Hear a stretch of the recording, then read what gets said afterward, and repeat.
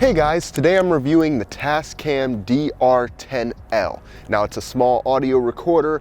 I read all your comments and things saying that I needed better audio, you didn't like the background noise, but you liked the visuals, you just didn't like the audio. So I figured I went to my room and I thought about what could I do to improve the audio. So at first I thought of a shotgun mic, which I think would be a huge improvement over the camera itself, but the lens I want to shoot with is a 30mm Sigma. It's a f1.4, and that's what kind of gives me this crisp image with the nice creamy bokeh in the background and everything.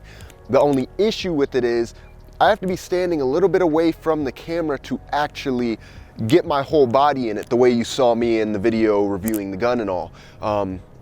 So I needed something different than a shotgun microphone. Now I'd been kind of set on the Rode Wireless Go mic for a while now, but I did a lot of searching and I watched a lot of reviews and things, and it said that simply a body being in between the transmitter and the receiver could cause the audio to cut out. Now, considering I'm a videographer and I'm going to be using these a lot for wedding videos and things, there's going to be a lot of people around. It's going to be kind of rude if I go to each person individually and say, hey, can you move out the way? You're standing up, it's cutting out. And if I don't do that and I go and I finish the video and the audio is not as complete as I would like it to be, they're not going to really understand why the video is cutting out and things. So I figured this was a surefire way. I like that, the Rode Wireless Go. If it wasn't something as professional, I probably would have went with that, because in my own YouTube video I can re-record it, but in a wedding you want to kind of limit the possibility of making mistakes as much as possible, because it's already a stressful environment to deal with.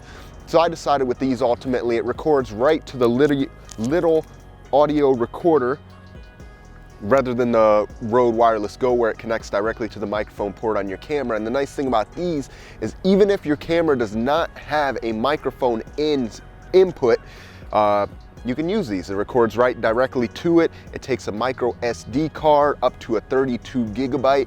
And I believe with the 32GB, even with dual recording on, you can actually get somewhere around 30+ hours. Now, I don't expect any wedding or any video to be recording that long, and I don't think there's any battery out there that's going to record that long, but that's just kind of to give you an idea of how long it can record and how small the file size is.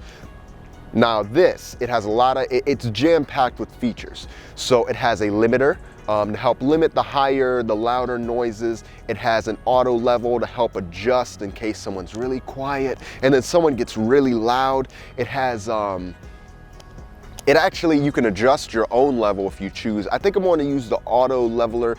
I've seen a lot of wedding videographers do that already and use that. It records in 44.1 kilohertz or 48 kilohertz. It can record in 16-bit or 24-bit. That's kind of like 4K versus 1080p, so to speak, just to simplify it. That doesn't exactly sum it up, but it allows you to know that you will probably get better quality with the 24-bit versus 16-bit, though YouTube and things compress it so much. It actually comes with this windscreen over the lav mic, so it's pretty windy right now. The wind's blowing, I'm facing it. You can get an idea of how well you can still hear me with all the wind blowing. Now my camera would be freaking out right now and you wouldn't be able to hear a single thing I'm saying. I have not tested it in the wind, so I'm hoping this gives a clear indication of it. As you can see, it's pretty easily hideable. I actually ended up ordering two, so here's my second one. My other one's already on me. This whole video has been recorded with the DR-10L so far. This is actually my second copy. My first had issues and would not record audio for some reason, but these two seem to work very well. It gives you a little audio indicator on the screen when it's picking up sound. What else? The dual recording. So the dual recording allows you to record two separate audio tracks. Now one will be recorded at the normal levels that you have it set to, whether it be the auto leveler, or you have it set to one of the levels on your own, the presets. Now the second track will be recorded at either -6 decibels or -12 decibels. Now I like this because if someone's super loud in a way that the audio recorder can't compensate for, this will be recorded at -12 decibels, which will be low enough, more than likely, unless you're at a jet engine launch or something, to still allow you to have some recoverable audio. Now say you're at a wedding and people start screaming and everyone, you'll be able to cut in the -12 decibel or the -6 decibel into it. Or if you're recording a YouTube video, this will allow you to cut in with the -6 decibel or the -12 decibel and kind of save your recording. It is really windy out here. This is a pretty harsh wind. If you can hear me through this, then that's an indication of how good the lav mic is that comes with it. It's pretty cold out here in North Carolina. You think North Carolina is always warm, but it's a good 40 degrees right now. Now also on the audio recorder, there's a little screw in, and the lav mic has a screw in on where the audio input goes into, well, the output goes into the input where the mic connects to the recorder. You could screw it in so you don't have to worry about the mic being ripped out or anything. And then also on the side here, the power button and the record button are a slider. So it's not like someone could accidentally press it, you know, you put it on your groom, your bride, whoever. It's not like they're going to be able to slide it accidentally. It has a little shroud around it. It's actually kind of hard for me to put it in record or turn it on in the first place. Now the record is one way, the power is another way.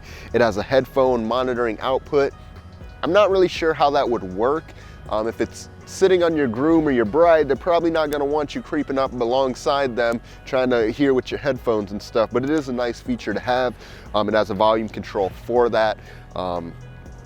You can name your files by the date, or you can enter a specific like 6-character date.